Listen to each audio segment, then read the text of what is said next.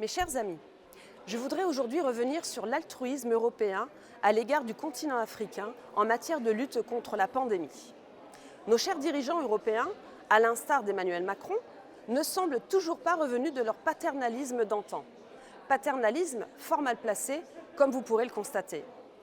Depuis l'apparition de cette pandémie de coronavirus, c'est pourtant l'Afrique qui semble être le continent ayant le moins souffert.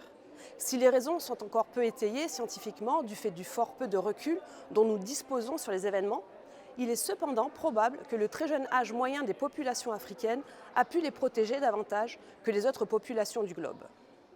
Je m'entretenais récemment avec des diplomates africains sur ce sujet et le coronavirus semblait loin d'être la préoccupation majeure de ce continent.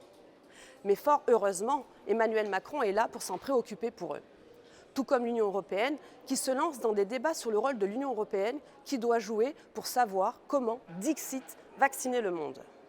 Ainsi, alors que le vaccin AstraZeneca se retrouve être contre-indiqué à destination des personnes de moins de 55 ans, l'Union européenne se retrouve avec un surplus important de ces vaccins dont elle ne sait plus que faire.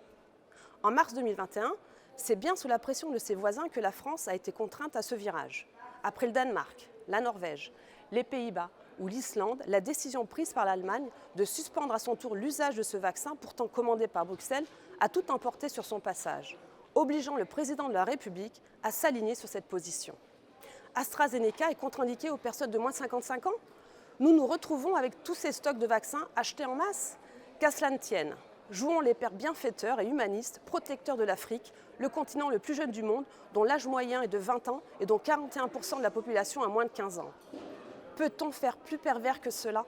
Bien évidemment, cela sera soigneusement appelé par le Parlement européen lors de la prochaine plénière à Strasbourg, projet de budget rectificatif impliquant des doses supplémentaires de vaccins en faveur des pays à revenus faibles.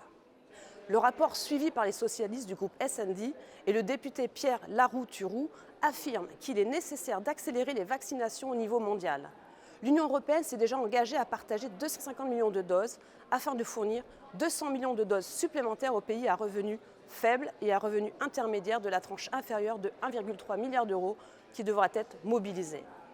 Que l'on ne s'y trompe pas, c'est simplement là le dernier avatar d'une politique orwellienne où le sens des mots employés correspond en réalité à l'inverse de ce qu'il cherche à exprimer.